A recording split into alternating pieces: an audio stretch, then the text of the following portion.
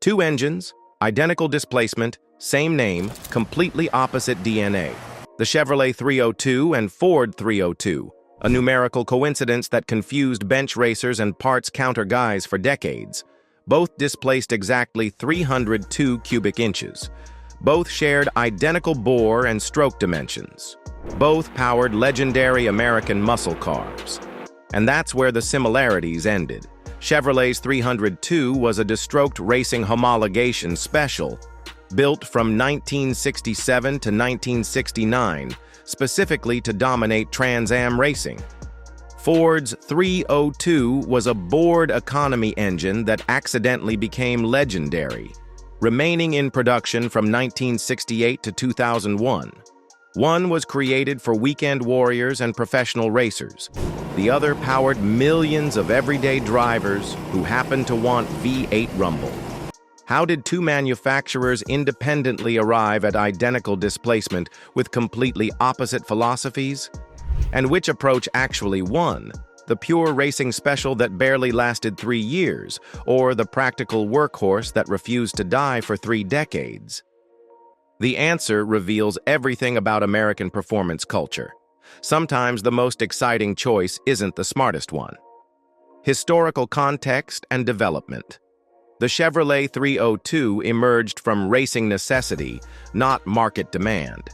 In 1967, SCCA Trans Am racing rules required production-based engines under 305 cubic inches, with manufacturers building at least 1,000 street versions for homologation. Vince Piggins and Chevrolet's racing development team faced a mathematical challenge: create maximum displacement while staying legal. Their solution was elegant: take the proven 327 small block, reduce stroke from 3.25 inches to 3.00 inches, and maintain the 4.00-inch bore. Result: 302.4 cubic inches, just under the limit. This was never intended as a mainstream engine. The solid lifter camshaft, 11-to-1 compression ratio, and high RPM focus made it impractical for daily driving. Available exclusively in the Camaro Z28 package, production remained deliberately limited to homologation requirements plus minimal actual sales. This was a race engine with license plates, nothing more. Ford's 302 Windsor told a different story entirely. As the 1960s closed, Ford needed to update the aging 289 platform for changing emissions regulations and market demands. Their approach was straightforward practicality: bore the 289 from 4.00 inches to 4.00 inches, and increase stroke from 2.87 inches to 3.00 inches. Wait, those are exactly the same dimensions as Chevrolet's racing engine? Pure coincidence. Both manufacturers independently calculated the same optimal bore-stroke relationship for 302 cubic inches, but Ford intended their engine for mass production across countless applications: Mustangs, trucks, vans, even marine installations. Hydraulic lifters, lower compression for pump gas, and durable internals designed for hundreds of thousands of miles. This wasn't a homologation special. This was Ford's mainstream small block for the next generation, engineered to survive taxi service and police duty, not just weekend racing. The philosophical divide was absolute from day one.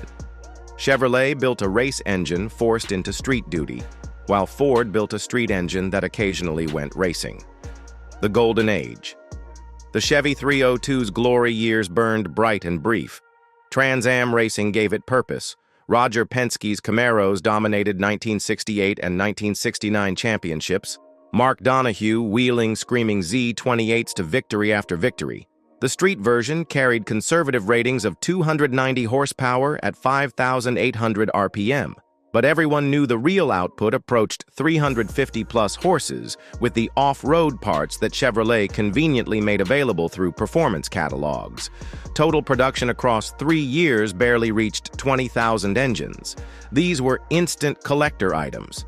Nobody daily drove Z28s unless they had no choice. The 7,000 RPM redline capability, Cowl induction hoods, and Hugger orange paint schemes created cultural icons. Magazine tests recorded low 14-second quarter miles, incredible performance for 1968. But the narrow power band, constant valve adjustments, and thirst for premium fuel made them impractical for anyone who actually needed transportation 5 days a week. The Ford 302 took a different path to dominance. Millions, literally millions, were produced across 33 years of continuous production. Mustangs, Fairlanes, F-150 trucks, Broncos, countless fleet vehicles. Power ratings ranged from embarrassing 210 horsepower smog-era versions to legendary 290 horsepower 5.0 high-output engines that defined 1980s performance.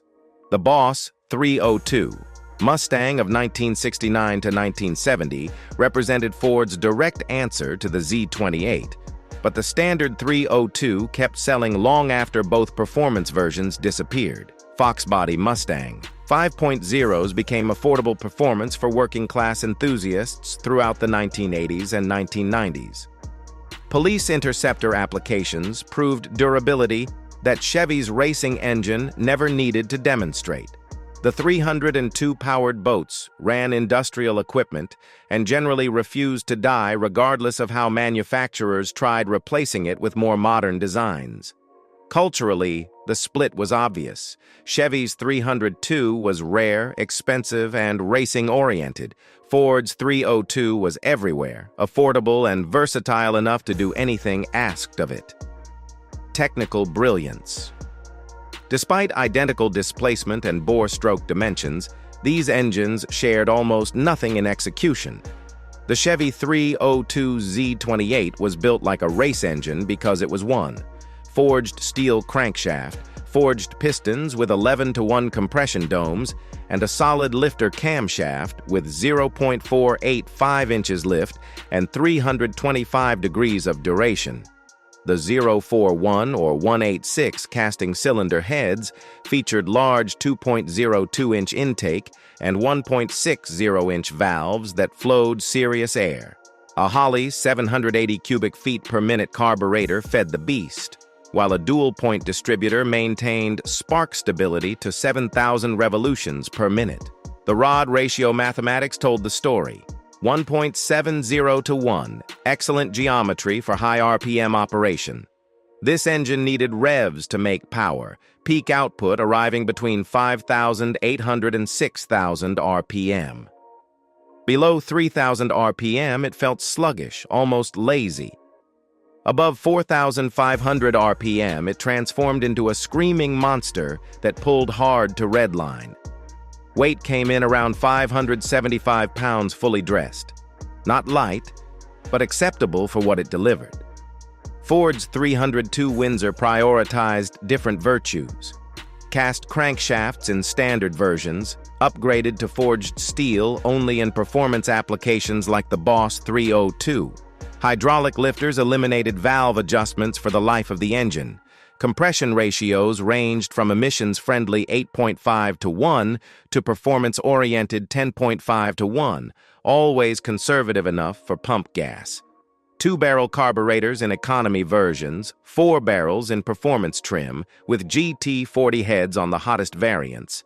The Ford weighed less, approximately 450 pounds complete, and focused torque delivery lower in the RPM range. Peak power arrived between 4,000 and 5,000 RPM, making it far more tractable for street driving. The architecture throughout screamed practical rather than exotic. Better oil control, longer service intervals, and components designed for 200,000-mile lifespans rather than racing seasons. The fundamental difference remained constant.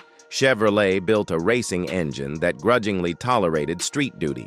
Ford built a street engine that occasionally performed racing duty without complaint. Challenges rise. The Chevy 302's obsolescence arrived swiftly and completely. Trans Am rules changed for 1970, eliminating the displacement advantage that made the 302 competitive. Suddenly, the entire reason for its existence vanished. The engine was expensive to build, expensive to maintain, and impractical for anything except racing or weekend cruising. Solid lifters required adjustment every few thousand miles. The high compression demanded premium fuel at a time when fuel prices were climbing.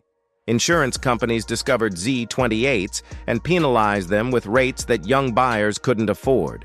In 1970, Chevrolet replaced the 302 with the 350 LT1 in the Z28 package.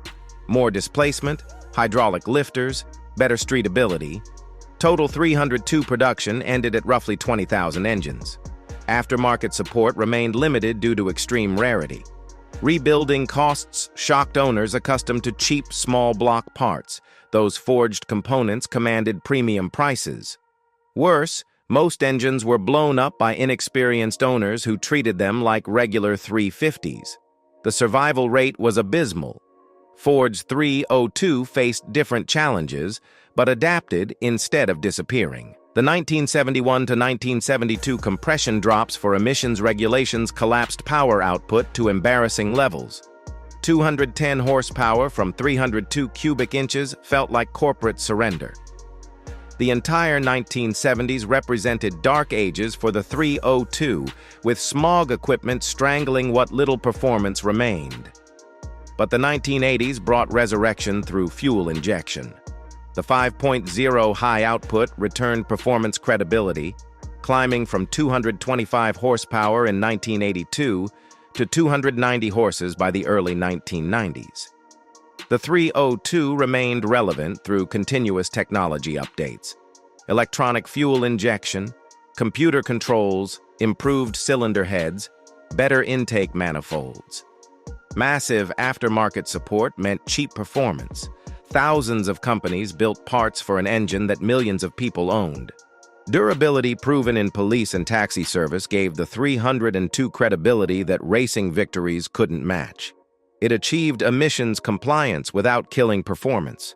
It adapted to modern requirements while maintaining the classic small block architecture that enthusiasts understood and loved.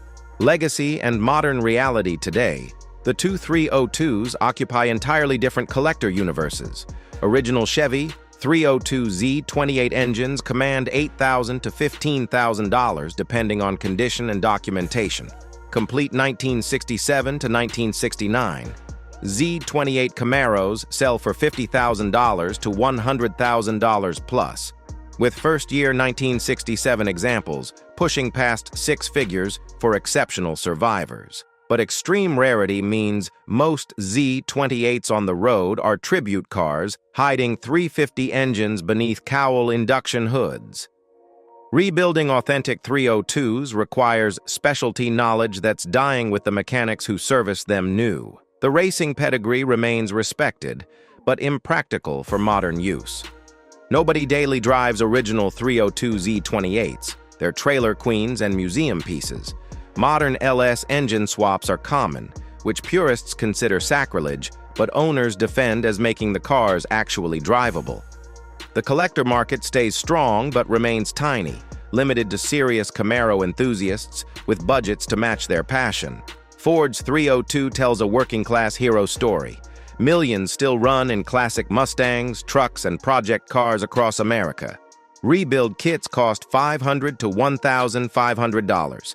Cheap and universally available. Fox Body Mustang 5.0s remain affordable performance icons, with clean examples selling for $15,000 to $30,000. The massive aftermarket means building 400-plus naturally aspirated horsepower is straightforward and economical. Stroker kits, aluminum heads, forced induction, every modification imaginable exists in catalog form. Police Interceptor surplus engines still flood the market, providing known good cores for budget builds. The 302 remains the default swap for vintage Fords, maintaining period correctness while offering modern reliability.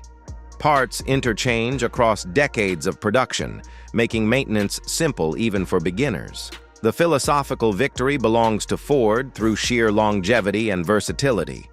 33 years of production versus 3 years. Millions of engines versus 20,000. real-world dominance versus racing glory. Both were called 302, but only one mattered beyond its moment. The Chevy version won championships and created legends.